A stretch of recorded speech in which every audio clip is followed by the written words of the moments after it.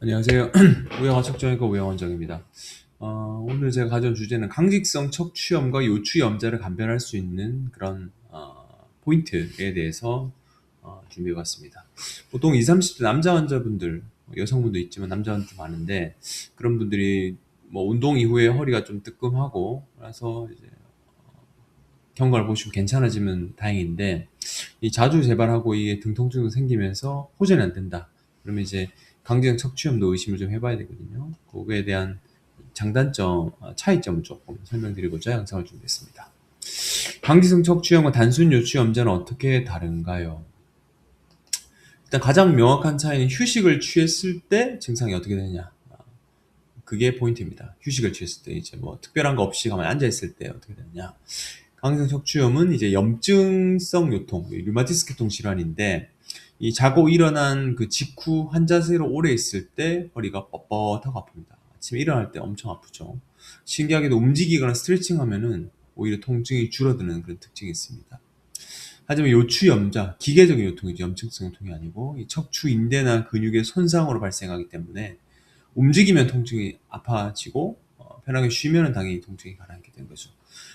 차이가 포인트가 휴식을 취했을 때 통증이 생기면은 이제 강제성 척추염, 그리고 휴식을 취했을 때 괜찮아진다, 요추염자로 의심해 볼 수 있습니다. 2030 젊은 세대에서 강제성 척추 환자가 늘어난 이유는 무엇인가요? 보통 이제 10대 후반에서 30대 젊은 나이에 주로 발병하고요. 면역 체계 이상으로 발생하는 자가 면역 질환입니다. 그래서 치료 방법이 진통제, 소염제를 먹다가도 효과 없으면 자가 면역 면역 억제 주사를 쓰기도 하거든요. 그래서 최근에 젊은 층에서 허리 통증을 피로라든지 운동 부족, 요추염자로 오인하다가 방치하다가 정밀 검사를 통해서 뒤늦게 확진을 받는 경우가 있을 수 있습니다.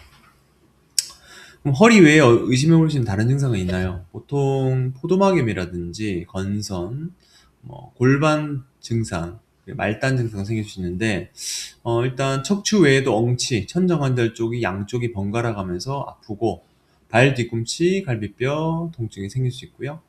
보통 3, 40%는 눈에 염증이 생기는 포도막염.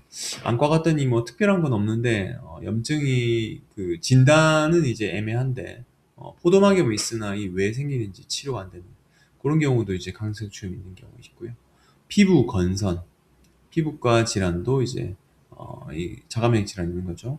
염증성 장질환, UC라고 이제 궤양성 대장염이 이런 자가면역 질환, 강제성 척추염과 동반돼서 생길 수 있습니다. 그래서 이 증상이 동반되기 때문에 안과나 내과를 같이 이제 보면서 류마티스 내과 혹은 이런 척추 정형외과를 방문하셔야 될 것 같습니다.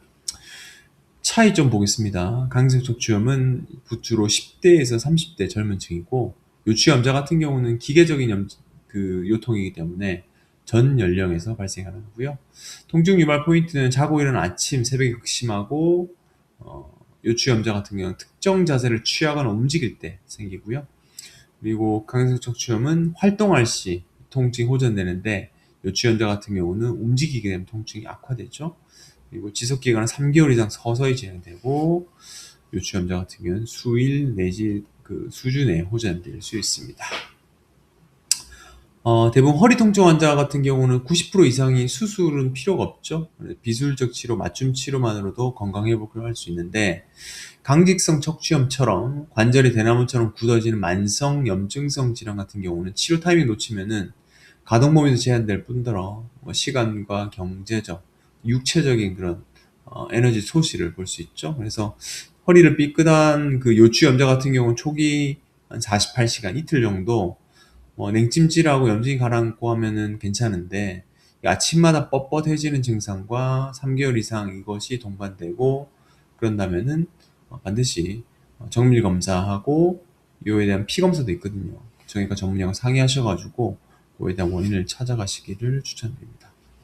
약간 생소한 질환이죠. 저는 예전에 심포니저도 많이 썼는데 최근에는 이제 약물 치료 및 재활 치료로 치료하고 있는데 어찌되었건 진단을 제대로 받는 것이 치료를 원활하게 할 수 있는 그런 포인트인 것 같습니다. 시청해주셔서 감사하고요. 내일 또 뵙겠습니다. 고맙습니다.